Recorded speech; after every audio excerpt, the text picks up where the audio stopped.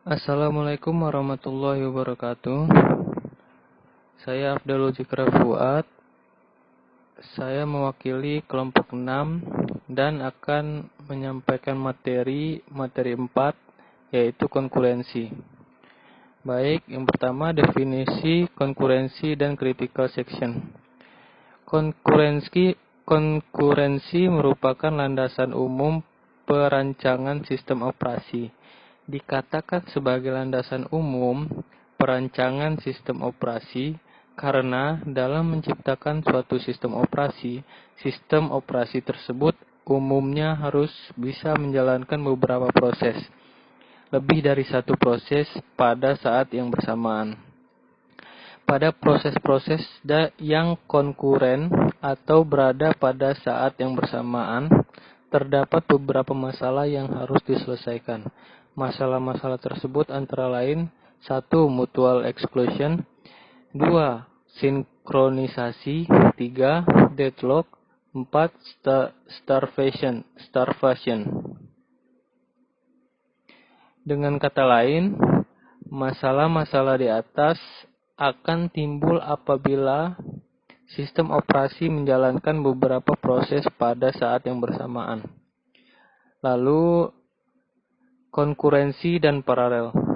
Konkurensi artinya pekerjaannya bisa dilakukan tanpa harus menunggu pekerjaan lain selesai di satu komputer. Contoh paling sederhana konkurensi adalah mengambil data lewat disk.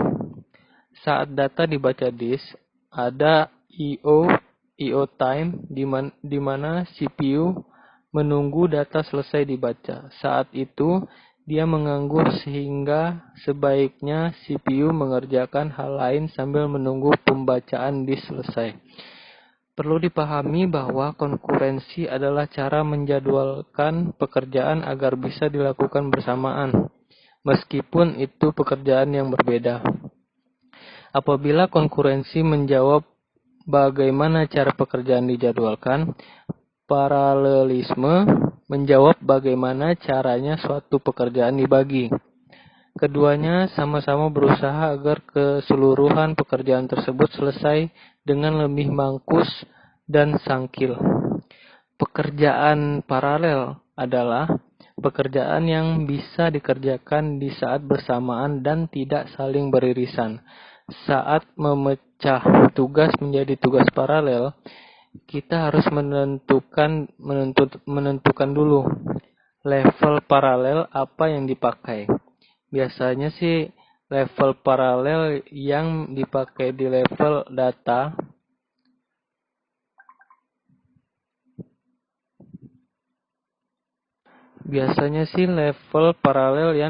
Itu di level data.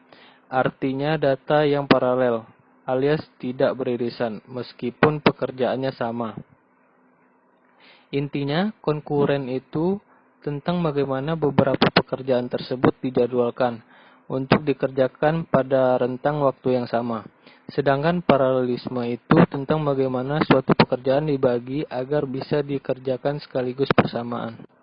Lalu lanjut signaling. Signaling digunakan untuk berkomunikasi antara event. Contoh, jika B ingin melakukan sesuatu tapi syarat A harus selesai melakukan sesuatu pekerjaan, dan signaling digunakan untuk memberi signal bahwa A telah selesai dan B boleh melanjutkan tasknya. Lalu Rob Peek. Siapa itu Rob Peek? Rob Peek adalah seorang programmer dan penulis Kanada yang membedakan konkurensi dengan paralelisme. Ia mengatakan, konkurensi is not parallelism di dalam pemrograman. Yaitu konkurensi adalah komposisi proses yang dijalankan secara independen. Sedangkan paralelisme adalah eksekusi simultan dari komputasi. Lalu konkurensi adalah tentang menangani banyak hal sekaligus. Paralelisme adalah tentang melakukan banyak hal sekaligus. Konkurensi adalah tentang struktur. Paralelisme adalah tentang eksekusi. Lalu race condition. Rest condition adalah sebuah kondisi di mana dua atau lebih proses mengakses sumber daya pada saat yang bersamaan. Hasil akhir data tersebut tergantung dari proses mana yang terakhir selesai dieksekusi, sehingga hasil akhirnya terkadang tidak sesuai dengan yang dikehendaki. Untuk mencegah rest condition, kita harus menjamin sinkronisasi proses, yaitu ketika suatu proses sedang menjalankan critical section, maka proses lain tidak boleh masuk ke dalam critical section tersebut. Lalu non-determined.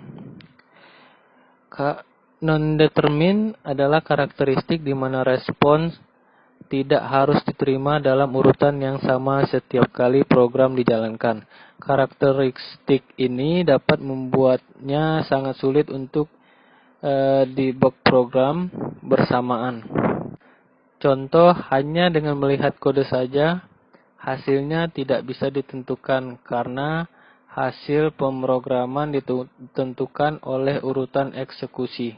Berikut ini adalah gambar yang bisa menjelaskan karakteristik non-deterministik.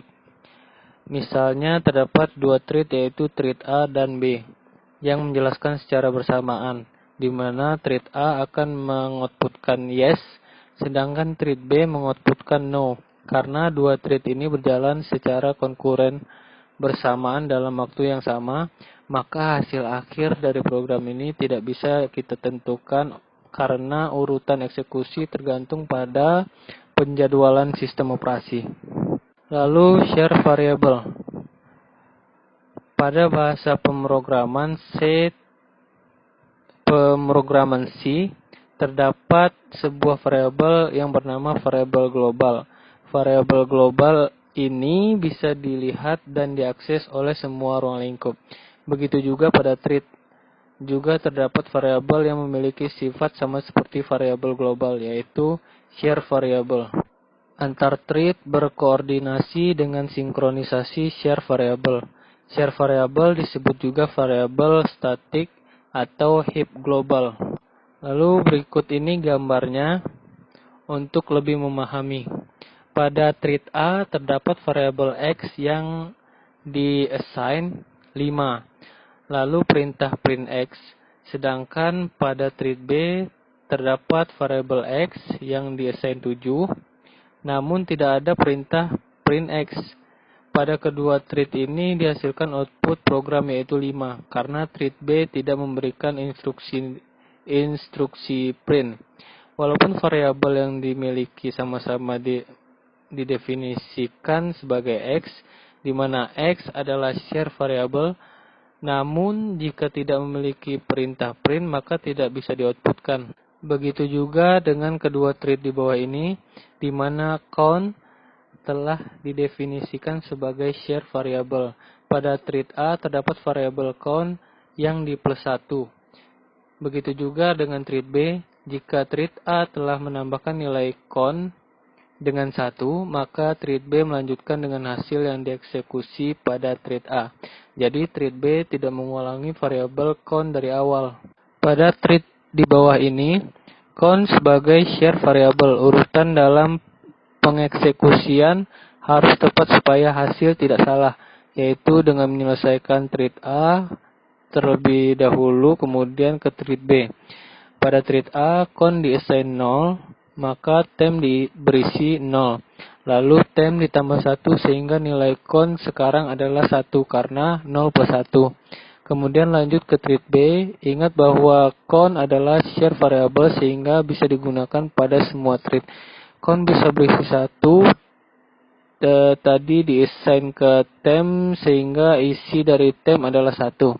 Kemudian temp ditambah 1 sehingga count bernilai 2, sehingga urutan eksekusi yaitu A1 ke A2, lalu dilanjutkan ke B1 ke B2.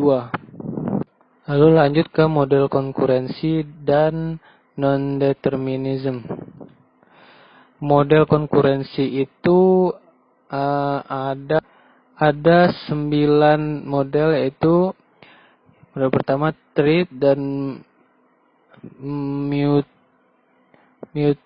mutex, lalu thread dan transaction memory, lalu thread dan message passing, lalu proses OC dan IPC, lalu CSP communicating sequential process, lalu actor, filter, lalu coroutines dan event. Dan di dalam mode-mode tersebut memiliki karakteristik OS, mekanisme, scheduling, communication, concurrent atau paralel, dan contohnya. Untuk OS mekanismenya pada thread dan mutex, yaitu thread untuk schedulingnya preemptive, communicationnya share memory, lalu untuk thread sendiri itu current dan paralel. Untuk contohnya mutex. Lalu di thread dan transaction, untuk OS mekanismenya thread, schedulingnya preemptive, lalu communicationnya share memory. Untuk current paralelnya itu kedua-duanya. Untuk contoh anonymous actor. Untuk contohnya itu STM. Untuk model yang ketiga, thread dan message passing. Untuk OS mekanismenya itu thread, scheduling preemptive, communicationnya message passing, lalu current dan paralel. Untuk contohnya anonymous actors. Untuk model keempatnya proses, OS dan IPC. Untuk OS mekanismenya itu proses, schedulingnya preemptive, communication, share memory atau message passing, IPC. Lalu ini concurrent dan paralel. Untuk contohnya itu rescue atau forking web server. Lalu model keempat CSP, communicating sequential process. Untuk OS mekanismenya thread atau proses, schedulingnya preemptive, communicationnya message passing, channels, lalu concurrent dan paralel. Untuk contohnya OCaml atau Go channels. Lalu model ke-5 actors. Untuk OS mekanismenya thread, untuk schedule-nya preemptive, komunikasinya message passing, mailbox, lalu concurrent dan paralel. Untuk contohnya Erlang dan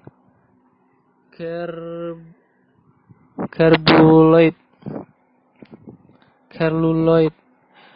Model selanjutnya filter, OS mekanismenya thread, untuk schedulingnya itu kooperatif, langsung communicationnya message passing, dan itu current paralel. Untuk contohnya OZ atau data flow variables. Model selanjutnya coroutines, OS mekanismenya one process atau thread, schedulingnya kooperatif, communicationnya message passing. Ini bersifat not paralel atau concurrent. Contohnya Fibers. Selanjutnya event. Untuk OS mekanismenya one process atau thread, schedulingnya kooperatif, communicationnya share memory, dan ini bersifat non paralel atau concurrent. Contohnya event machine. Lalu lanjut ke atomic dan semaphore. Atomic atomik merupakan suatu sistem yang tidak boleh dilakukan interupsi. Dikarenakan apabila terjadi interupsi dan tidak dijalankan sampai selesai, maka fungsinya tidak akan benar-benar berjalan dengan maksimal. Lalu semapor seperti dalam hal pramuka, yaitu sinyal sederhana atau kode-kode sederhana yang dibuat oleh Dijkstra yang di dalam desain OS itu sendiri. Semapor itu penting. Semapor memiliki 3 operasi, yaitu inisialisasi, wait, dan signal. Cara kerja semapor: 1. Semapor diinisialisasi dengan non-negatif integer. Kedua, operasi SameWait akan decrement nilai semapor. Jika nilai semapor negatif, proses yang mengeksekusi SameWait akan blok. Jika tidak, lanjut ke eksekusi biasa. Ketiga, operasi SameSignal akan increment nilai semapor. Jika nilai semapor kurang atau sama dengan 0, maka proses yang diblok oleh SameWait akan di-unblock. Lanjut ke mutex. Mutex atau mutual exclusion adalah suatu yang dibutuhkan untuk memastikan tidak ada proses lain yang menjalankan critical section ketika ada proses lain yang sedang menjalankan. Jadi secara singkat, mutex bisa dianggap sebagai kunci dari suatu proses agar tidak disela oleh proses lain. Untuk mekanisme dari mutex sendiri adalah pertama, menggunakan hardware, disable atau enable interrupt. Kedua, menggunakan software objek atau variable.